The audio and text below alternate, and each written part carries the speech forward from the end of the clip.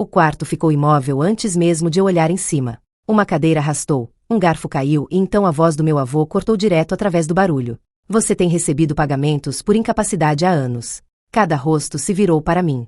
Senti o calor subir, o ar apertar, o tipo de silêncio que não espera resposta, só uma reação. Consegui respirar um instante, então sussurrei. Como assim? Foi quando notei o homem em pé atrás dele, segurando uma pasta fechada. Meus pais não olhavam nos meus olhos, e antes que alguém dissesse mais uma palavra, ele abriu. Cresci em uma casa onde o silêncio viajava mais rápido que a verdade. Meus pais, Linda e Mark, gostavam das coisas limpas, previsíveis, controladas. Eu aprendi cedo que a maneira mais fácil de manter a paz era me tornar menor, mais silenciosa, mais fácil de ignorar. Minha irmã mais nova, Emma, nunca precisou aprender isso. Ela era o centro de atenção em cada cômodo que entrava. Quando ela pedia algo, aparecia. Quando ela lutava, alguém entrava antes mesmo dela sentir que ia cair. Meu pai costumava dizer, ela só precisa de um pouco mais de apoio. O apoio era a única coisa para a qual eu nunca parecia me qualificar. Lembro da primeira vez que senti o desequilíbrio nos meus ossos. Eu tinha 12 anos, em pé na cozinha com o formulário de autorização de viagem na minha mão. A taxa era de $35. Mamãe mal levantou os olhos das contas. Não dá para fazer extras este mês, disse ela. Minutos depois, Emma entrou correndo, acenando um folheto para aulas de dança. A mãe sorriu. Claro, querida. Mesma semana, mesmas contas, regras diferentes. No ensino médio, o padrão não quebrou. Ele aprofundou. Quando o laptop da Emma quebrou, o pai comprou um novo no mesmo dia. Quando o meu parou de funcionar, ele me disse para usar a biblioteca. Emma conseguiu tutores particulares. Eu consegui um lembrete para trabalhar mais. Era assim que nossa casa funcionava. 2 filhos, 2 realidades. Uma verdade que ninguém disse em voz alta. Depois veio a lesão. Um escorregão em azulejos molhados durante meu turno de meio período. Minhas costas nunca se recuperaram totalmente depois disso. Eu me movia mais devagar. Aprendi a levantar peso cuidadosamente. Guardei recibos de cada frasco de remédio porque eu nunca sabia quando precisaria esticá-los. Mostrei a primeira receita para a mãe uma vez achando que ela se preocuparia. Ela apenas suspirou. Você precisa ser mais forte, Iris. Não dependa de ninguém. Essa frase virou uma regra costurada em tudo que eu fazia. A faculdade ficou pior. Emma estudou em uma escola particular do outro lado da cidade. A mãe se gabava disso por meses. Fui para uma faculdade comunitária e trabalhava à noite arrumando caixas. Quando meus livros didáticos eram caros demais, eu abandonei uma aula. Quando as eletivas da Emma não se encaixaram na agenda dela, contrataram um conselheiro para ajudá-la a se orientar. A memória que mais ficou comigo aconteceu em nossa cozinha. Eu tinha acabado de chegar em casa depois do trabalho. Minhas costas doíam tão forte que parecia como se alguém tivesse colocado uma faca entre minhas costelas. Coloquei a receita amassada no balcão ao lado de um frasco com apenas 2 comprimidos restantes. A mãe estava temperando o frango para o jantar. Ela não virou. Você pode me ajudar a cobrir isso? Perguntei. Ela continuou cortando. Você é mais forte que isso, Iris. Não seja dramática. Ao lado dela, a cozinha brilhava com eletrodomésticos novinhos que compraram aquela primavera. Aço inoxidável polido, intocado pela luta. Eu fiquei ali sob a luz fraca do teto segurando um frasco que chacoalhava vazio. Aquele foi o momento em que eu entendi. Esforço não importava. Dor não importava. Necessidade não importava. Só a hierarquia importava. Eu não chorei. Eu não discuti. Eu apenas assenti e guardei o frasco na minha bolsa. Aquele foi o dia em que aprendi exatamente onde eu me encaixava nesta família. De volta à mesa de jantar, o cômodo parecia menor do que eu lembrava. As luzes eram quentes, mas nada sobre o momento parecia quente. Meus pais, Linda e Mark, sentavam no centro onde sempre sentavam, inclinados em direção aos parentes que mais importavam para eles. Minha irmã mais nova, Emma, se inclinava perto da mãe, sussurrando algo que fez as duas sorrirem. Eu observei a curva de seus ombros, a facilidade de sua respiração. Era o tipo de conforto para o qual eu nunca tinha sido convidada. O vovô sentava na ponta oposta, a única pessoa no cômodo que não estava fingindo que aquela noite era normal. Sua mandíbula estava tensa, e seus olhos continuavam traçando o formato do meu rosto como se ele estivesse procurando por algo. Confirmação, talvez uma verdade que ele esperava não ser verdade. O homem atrás dele, o que segurava uma pasta fechada, não tinha sido apresentado. Mas eu sabia que ele não era da família. Sua postura era muito reta, sua presença muito oficial. Mais tarde, eu descobriria que ele era um auditor que o vovô contratou. Mas naquele momento, ele era apenas mais um motivo para meu peito apertar.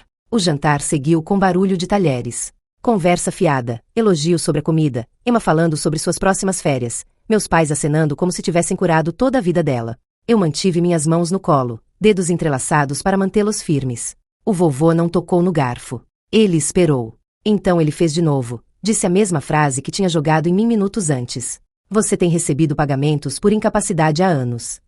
Ele não gritou desta vez. Ele falou calmamente demais, deixando as palavras caírem uma por uma. A mesa silenciou novamente. Um primo olhou para mim, intrigado. Emma pareceu irritada, como se a interrupção a incomodasse. Eu senti algo afundar dentro de mim. Não era medo, não era raiva, era algo mais pesado, uma lenta compreensão de que todos no cômodo sabiam mais sobre minha vida do que eu. Minha garganta apertou. Eu me ouvi sussurrar a única coisa que fazia sentido. Como assim? Os dedos da mãe congelaram ao redor do guardanapo. Papai olhou para o prato como se pudesse cair em seu reflexo. Ninguém respondeu. Nem uma única pessoa. O homem com a pasta deu um pequeno passo para frente. E pela primeira vez em toda a noite, eu entendi. O que quer que fosse isso, não era um erro. Eu me desculpei antes que alguém pudesse falar. Ninguém tentou me parar.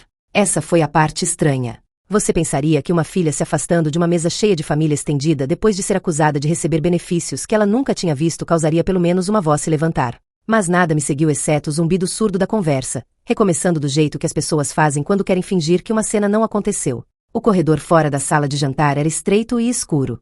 Uma foto emoldurada dos meus pais e Emma pendurada perto da porta, perfeitamente iluminada por uma pequena lâmpada. Eu não estava na foto. Eu fiquei em frente a ela por um momento, deixando o ar esfriar minha pele. Meu coração não estava acelerado. Estava se movendo devagar, firme, como se finalmente tivesse desistido de se assustar com esta família. Alcancei a alça da minha bolsa de lona, a mesma que eu usava todos os dias. Dentro estavam recibos dobrados de copagamentos, um frasco de prescrição com 2 comprimidos restantes, e um pequeno caderno onde eu rastreava minhas despesas médicas.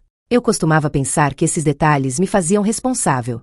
Agora eles pareciam evidência. Evidência de uma vida construída sem o apoio que eu supostamente estava recebendo. Entrei no banheiro do outro lado do corredor. O espelho capturou a nebulosidade da luz do teto. Pressionei 2 dedos na ponte do meu nariz, meu reflexo habitual, quando algo mais pesado que raiva se instalou no meu peito. Meu reflexo parecia calmo, calmo demais, como alguém esperando por instruções.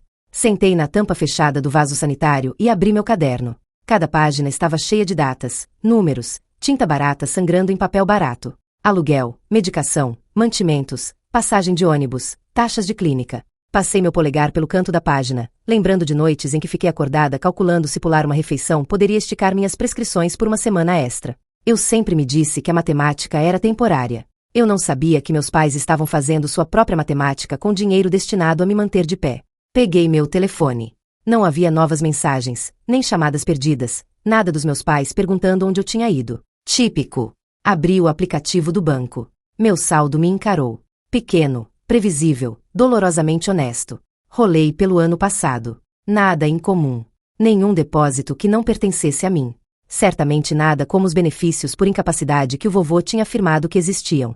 Meu pulso não disparou. Em vez disso, uma clareza fria se instalou em mim, o tipo que torna tudo silencioso e nítido. Digitei um e-mail para o escritório de benefícios, dedo se movendo sem hesitação.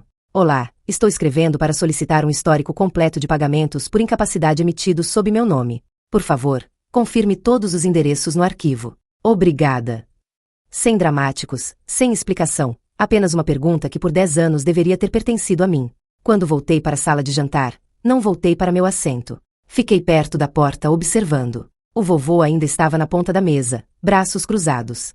O auditor, um homem chamado Stevens, como eu descobriria, permaneceu em pé, sua pasta ainda fechada. Meus pais fingiam que nada estava acontecendo. Emma rolava no telefone. Eu poderia tê-los confrontado, perguntado por que pegaram o que não era deles, porque me deixaram viver em dificuldade enquanto reformavam cozinhas e mandavam Emma para viagens, porque disseram aos parentes que eu me recusava a ajudar a mim mesma. Mas confronto era a língua deles, não a minha. O silêncio sempre tinha sido a moeda da minha sobrevivência. Agora poderia ser a arquitetura do meu controle. Peguei meu casaco do encosto da minha cadeira e vesti. O vovô notou. Seus olhos suavizaram apenas ligeiramente, mas ele não chamou. Ele não precisava. Ele já sabia que eu não estava saindo com medo. Eu estava saindo para construir algo. Lá fora, o ar estava frio, fino o suficiente para raspar o interior da minha garganta. Caminhei até o fim da entrada, o som de cascalho mudando sob meus sapatos. Postes de luz alinhavam a estrada como sentinelas. Fiquei sob um e abri minha bolsa, tirando a pequena pilha de recibos. Anos de sobrevivência, nem um centavo disso suplementado pelo pagamento que eu aparentemente recebia. O vento levantou os cantos do papel. Eu os segurei mais forte. Quando cheguei em casa no meu apartamento em Seattle mais tarde naquela noite, a luz do corredor piscava do jeito que sempre piscava. Não a desliguei. Espalhei tudo no chão, recibos, contas médicas, cartas, meu caderno. Sentei de pernas cruzadas em silêncio, deixando o zumbido da geladeira preencher o cômodo. Então comecei a montar, categorizar, verificar. Eu não precisava saber por que meus pais fizeram o que fizeram. Eu precisava apenas dos fatos. Fatos não vacilavam. Fatos não mentiam. Fatos não amavam um filho mais que o outro. Criei uma planilha no meu laptop, preenchendo células com números, datas, diagnósticos. Adicionei uma coluna para o suporte estimado por incapacidade que eu deveria ter recebido. Quando procurei o valor mensal aproximado e multipliquei por 10 anos, não senti nada, nem raiva, nem choque, apenas o peso da verdade se instalando no lugar. Hora após hora, a planilha cresceu. Um projeto silencioso, um mapa de uma vida vivida sem a ajuda que tinha sido destinada a mim. Por volta da meia-noite, meu e-mail tocou. O escritório de benefícios tinha confirmado meu pedido. Olhei para a tela, depois para os papéis espalhados ao meu redor. Exalei devagar. Desta vez, sussurrei para o quarto vazio. Não vou consertar o que eles quebraram. Quando voltei à casa dos meus pais no dia seguinte, a entrada já estava cheia. Carros alinhavam meio-fio como se alguém estivesse hospedando uma celebração, não esperando por uma verdade para detonar. Fiquei na beira da calçada por um momento, deixando o ar de inverno se instalar sobre mim. Minha respiração subia em finas faixas brancas antes de desaparecer. Aquela parte parecia apropriada. Dentro, a sala de jantar parecia exatamente a mesma da noite anterior. Mesma luz quente, mesma mesa longa, mesmo arranjo com meus pais. Linda e Mark sentados no centro como se fossem os anfitriões de algo grandioso. Minha irmã mais nova Emma sentou ao lado da mãe, queixo na mão, rolando no telefone. O vovô permaneceu na ponta distante, postura reta, olhos afiados, e o homem que ele tinha trazido, o auditor chamado Stevens, ficou atrás dele novamente, pasta ainda fechada. Ninguém me cumprimentou, nada em comum. Stevens olhou para mim com um aceno sutil. A mandíbula do vovô apertou, um sinal silencioso entre nós de que hoje não seria como ontem à noite. Vamos terminar com isso, disse o vovô. Sua voz era firme, formal, despida do calor que ele geralmente carregava. Não era raiva. Era autoridade, o tipo que eu não o via usar há anos. A mãe se mexeu no assento. Pai, podemos não fazer isso agora? Iris está claramente. Ele levantou uma mão. Ela ficou em silêncio. Isso não é sobre Iris, ele disse. Isso é sobre o que foi tirado dela. Mark pigarreou, tentando soar calmo. Não pegamos nada. Houve um mal-entendido. Stevens deu um passo à frente. Sem apresentação, sem preâmbulo. Ele abriu a pasta. O som que fez, papel deslizando contra papel, cortou mais limpo que qualquer acusação. Dentro estavam documentos cuidadosamente empilhados arranjados por ano. 10 anos. Ele colocou a primeira folha na mesa, uma coluna de pagamento mensal, sob meu nome, sob o endereço dos meus pais. Ele colocou outra folha, outro ano, mesmo padrão, mesmo depósito, mesma assinatura, da minha mãe. Stevens bateu uma linha na página com a ponta de sua caneta. Estes pagamentos foram emitidos para apoiar a condição médica da Iris, ele disse. Cada depósito foi redirecionado para esta casa em vez da residência dela. O rosto da mãe perdeu a cor. Emma parou de rolar. Papai se recostou, braços cruzados apertados como se estivesse se preparando para o impacto. Usamos aquele dinheiro para a família, ele murmurou. Para suas férias. Stevens perguntou calmamente. Para a reforma. Para o SUV que vocês compraram há 5 anos. A mãe piscou rápido. Tínhamos despesas e a escola não era barata. O cômodo se fechou sobre si mesmo. Eu não falei. Eu não precisava. Cada número naquelas páginas falava por mim mais alto do que eu jamais tive a chance. Stevens colocou a folha final na mesa. Um resumo, 10 anos, depósitos mensais, totalizando mais de $280 mil. Observei os rostos dos meus pais mudarem. Primeiro negação, depois cálculo, depois algo oco e frágil. O tipo de expressão que as pessoas têm quando percebem que uma história que criaram não pertence mais a elas. O vovô empurrou sua cadeira para trás. O som ecoou. Ele apontou para Linda e Mark. Algo a dizer? A pergunta não rugiu desta vez. Ela caiu fria e plana como um veredicto. A voz da mãe rachou. Nós pensamos. Pensamos que ela não precisava. Ela sempre foi tão independente. Vocês disseram a todos que ela era irresponsável, o vovô cortou. Vocês deixaram ela ficar sem medicação. Vocês deixaram ela trabalhar sentindo dor para que pudessem melhorar sua cozinha. Papai olhou para mim, seus olhos correndo entre medo e algo como vergonha. Íamos te contar eventualmente quando vovô perguntou. Depois de mais 10 anos. O silêncio preencheu o cômodo. O tipo de silêncio que não alivia, ele aperta. Fiquei parada, mãos dobradas frouxamente na frente, minha bolsa de lona pendurada ao meu lado. Me senti estranhamente sem peso. Não vingada, não triunfante, apenas presente, aqui, finalmente, em um momento que não foi construído na narrativa de mais ninguém. Stevens fechou a pasta. As contas vinculadas a esses depósitos serão congeladas aguardando investigação. Iris será contatada diretamente sobre restituição. A respiração da mãe prendeu, um som pequeno e agudo. Os ombros do papai caíram. O vovô virou para mim. Você não tem que ficar aqui, ele disse. Você não deve nada a eles. Acenei uma vez. Não para ele, para mim mesma. Peguei meu casaco do encosto da minha cadeira abandonada. O tecido estava fresco, familiar. Vesti, apertando a gola gentilmente. Sem despedida, sem palavras finais, apenas o raspar suave dos meus passos enquanto eu saía. Atrás de mim, o silêncio finalmente quebrou.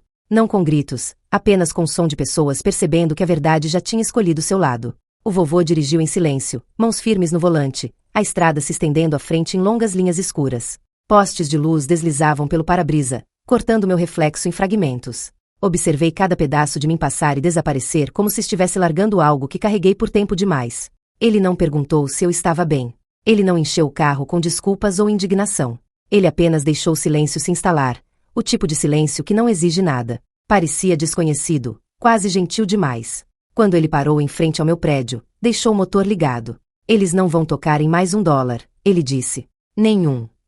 Sua voz não estava com raiva. Era final. Acenei, dedos roçando a alça de lona da minha bolsa. Dentro estava a pasta que Stevens tinha me entregado antes de sairmos. Cópias de tudo. Meu nome impresso onde pertencia, meu endereço faltando em cada linha. Prova de quão fácil tinha sido me apagar. Saí e caminhei em direção à porta da frente. A luz do corredor piscava no alto, do mesmo jeito que sempre piscava. Mas esta noite, a piscada não me incomodou. Pareceu honesta. Imperfeita, mas minha. Dentro do meu apartamento, coloquei a pasta no balcão. Os papéis se abriram ligeiramente nas bordas, capturando o zumbido fraco da geladeira. Pensei na cozinha em que cresci. Os eletrodomésticos polidos, as luzes brilhantes, o frasco vazio de medicação escondido na minha bolsa. Fiquei ali respirando devagar, deixando a memória flutuar sem cortar.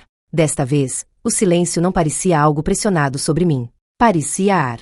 Eu finalmente tinha espaço para respirar. Mantive a pasta na minha mesa durante a noite, intocada, seu peso firme, suas bordas afiadas na luz da manhã. Nada nela me pedia para perdoar ou esquecer. Ela apenas me pedia para ver as coisas como eram.